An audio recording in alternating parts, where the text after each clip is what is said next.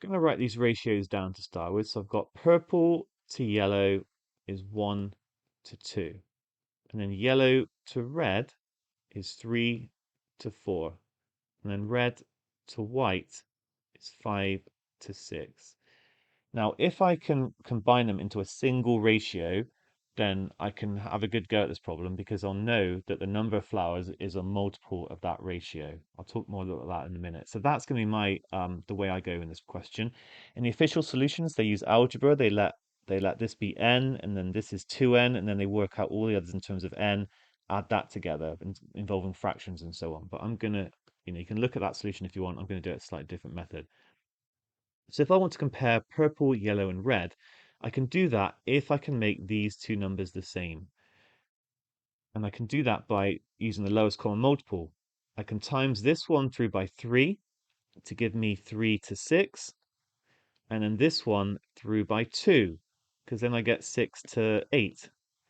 So now I have 6 parts in both. So I've got 3 to 6 and 6 to 8. So it must be that I can write it as a single ratio, 3 to 6 to 8. And that's going to be my next step in this problem. I'm going to write out again, purple to yellow to red to white is going to be 3 to 6 to 8.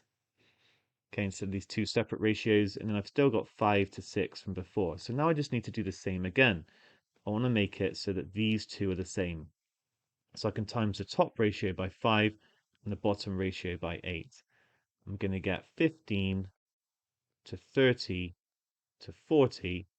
The bottom one by 8, I'm going to get 40 to 48, which means finally I can write that P to Y to R to W is equal to 15 to 30 to 40 to 48.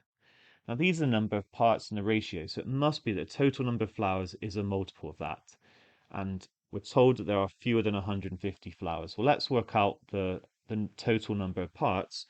It's going to be 45 plus 88, which is going to be 120 plus 13. It's going to be 133. That's the total number of parts that we have.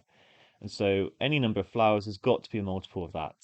And because it's fewer than 150, it's got to be 133. That's our answer.